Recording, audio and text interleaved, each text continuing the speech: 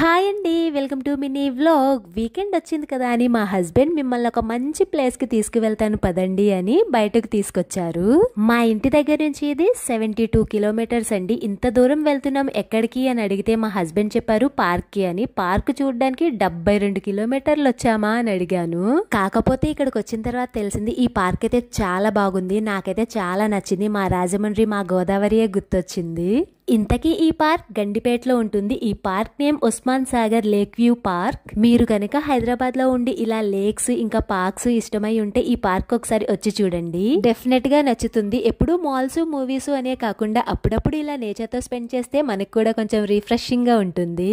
నేనైతే ఈ పార్క్ కి రావడం ఇదే ఫస్ట్ టైం. నాకైతే చాలా బాగా నచ్చిందండి. ఈ పార్క్ ని క్లియర్ గా సెకండ్ పార్ట్ లో చూపిస్తాను.